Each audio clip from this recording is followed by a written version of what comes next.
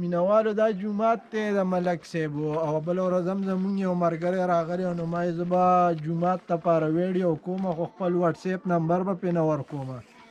او چې څوک په دې کې د امداد کوي نو په خپله دې راشي او د دې جومات مشران دا دي زمونږ سره ولاړ دي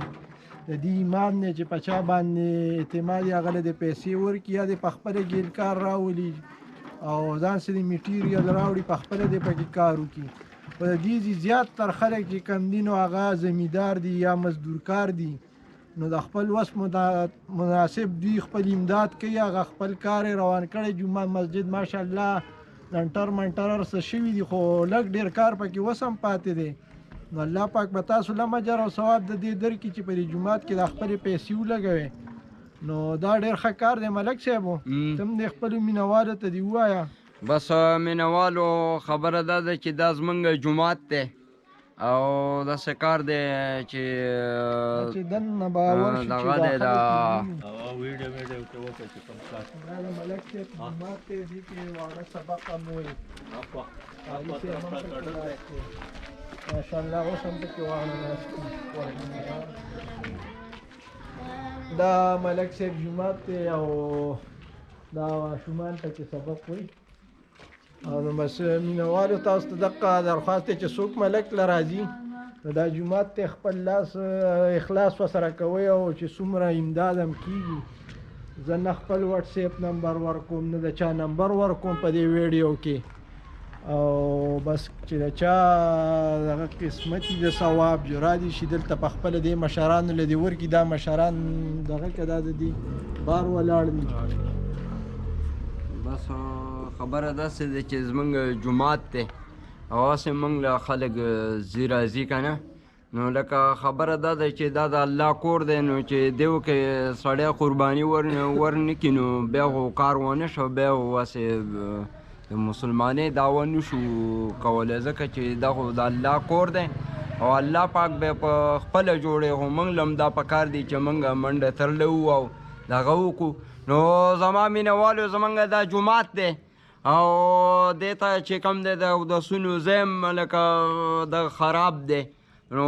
لکه دا جوړول غواړي نو که ستاسې د وسه پورې څه امداد کولی شئ نو راسوي کوي ځکه چې دا د الله کور دی نو تاسې له به هم پکې الله پاک ثواب درکړي موږ له به هم صدقه جاریه ده ملک صاحب دې لاندې دغه ته وګوره دا ټول کچه دی دا ځای دا ماشومان دي سبق وایي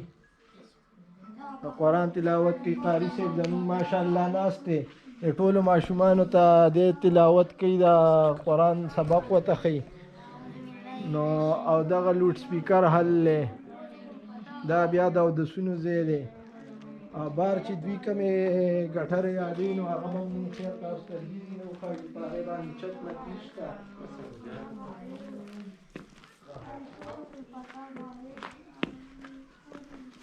شاته ګټرې دوی جوړې کړي لکه هلته باترومونه هم جوړوي بیا تبلیغیان راشي هغوی جوماتونه دلته راځي نو چې هغوی ته بیا اسانتیا وي دلته که نه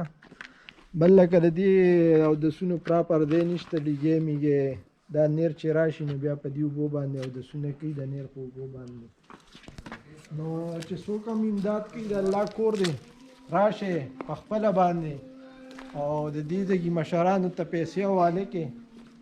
او د چا په لاس باندې مه رالیږئ چې ما له راولېږئ جلات خان له راولېږئ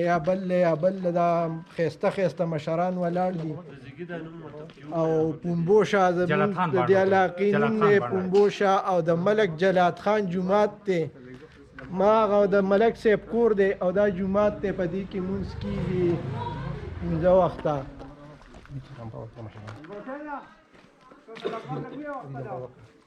او بس دا مشران د مینهوالو راشي او د دوی سره ملاویږي او دوی د خپلې چې د لاس نه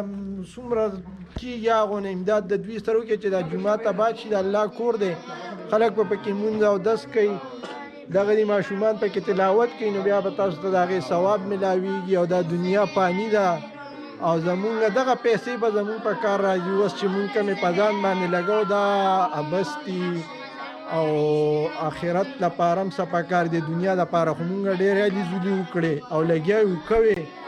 خو دا یو د ثواب کار دی او د الله کور دی، نو بس تاسو نور ښه پوه مسلمانان یو مونږ ټول. ملک صاحبو څه پیغام ورکول غواړې ته خپلو مینهوالو له؟ نو زه خپلو مینهوالو له دا پیغام ورکوم که نه چې دا د الله کور دی. دلته ودرېږئ، راشئ ودرېږئ، خوشحاله شئ، راشئ ودرېږئ، ټول ودرېږئ ځکه چې مشران وئ. راشئ حاجي صاحب راشئ. السلام علیکم. څنګه نو خبره دا ده چې زه خپلو مینهوالو ته دا خبره کوم چې نه دا زمونږ د جومات دی او چې کوم دی کاډر هم کانستی دی او لکه د خپل وس مطابق امداد وکړئ ځکه چې د آخرت دپاره هم ګټه ده او د دنیا دپاره هم ګټه ده ځکه چې د الله د رضا دپاره دغه وکئ او چې که د چا 5 روپۍ وس کېږي او که د چا 10 روپۍ وس کېږي. اور سړی په خپل وس باندې ملامت دی، دا نه چې یاره دا به یو سړی کوي او ټولې به هغه ورکوي. هر سړی په خپل وس باندې پړ دی چې چا د لاسه څونه کېږي هغونه امداد پکې وکړي، بس الله پاک په دله دې اجر او ثواب درکوي. او دا مشران دي دوی پکې مونځ او دس کوي، که دوی تاسو پکې سویل غواړئ حاجي صاحب څوک راځئ را مخې ته شي، څه پکې پاتې دي څه پکې کم دي. اوس چې څوک پکې د زړه د خلاصه اخلاص کولی شي، د الله کور دی په دې کې دا واړه ماشومان پکې سبق وایي، مدرسه ده پکې، قاري صاحب دی پکې، او لکه د اودسونو ځای هم خراب دی، کډر نشته، باترومونه نشته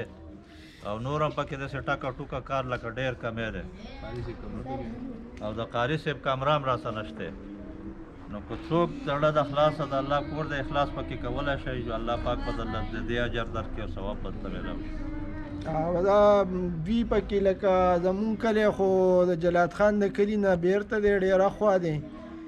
او دا د دوی د کلي د ملک صاحب د کلي مشران دي، دوی په دې جومات کې مونځ کوي. دوی ته د هر څه پته ده چې یاره څه پکې کم دي او څه پکې شوي دي. نو دوی درته دا ښه په تفصیل سره ووایي چې د قاري صاحب کمره نشته، هلته ګټر وي هغې باندې سرونه نشته او 10 ځګونه هم صحیح نه دي. نو بس دا مشران دي او په خپله راشئ ملک له چې څوک راځئ ملک سره میلاویږئ، نو په دې جومات کې لږ اخلاص کوئ د الله د رضا دپاره. شوق دی په دې کې مسافر راځي، د اودسونو پروګرام هم سیټ نه دی، بلکل تبلیغي جوماتونه راځي دلته، جوماتونه راځي او د دې جومات نوم زموږ بلال مسجد لکه بلال مسجد جلات خان بانډا، جلات خان بانډا او بلال مسجد نوم دی د دې جومات او جلات خان بانډا. ملک صاحب کله ستا دی اوس باقي خبرې ته وکړه. نو ماله خو چې کوم دی نو راځي خو لکه د خپل وس مطابق امداد تاسې وکړئ ځکه چې دا د الله کور دی او واړه پکې سبق هم وایي. دا شاته څومره ماشومان چې تاسو یې که نه دا سبق وایي دلته ماشاءالله ټول ډېر دینداره دي او د قرآن تلاوت کوي باقاعدګۍ سره هره ورځ د دې جومات ته راځي. نو بس مینهوالو دغه پیغام تاسو ته هم ضرور رسوم. نوره خوښه ستاسو ده، د ثواب کار دی، په چا باندې څه زور نشته او تاسو ته ما چې څنګه وي چې یاره زه نه د خپل وټساپ نمبر ورکوم نه د بل چا، هر سړی دی راشي په خپله دی پکې کار ته وګوري چې واقعي دا جومات دی د ملک صاحب د کلي دی، کار پکې دا پاتې دی. نو که څوک ته ځان سره څوک نغدي ورکوي دې مشرانو له حقداران دوی دي ځکه چې کار به پکې دوی کوي، مال یې هم مه راکوي ځکه چې زه د بل کلي یم د دې کلي نه یم. زمونږ په بازار کې کور دی او دا د غر یخ دی دې ته پومبو شاوي. نو دې مشرانو ته حواله کړي چې دوی پکې په خپل لاس کار وکړي او که په دوی اعتماد نه وي په خپله پکې کار وکړي.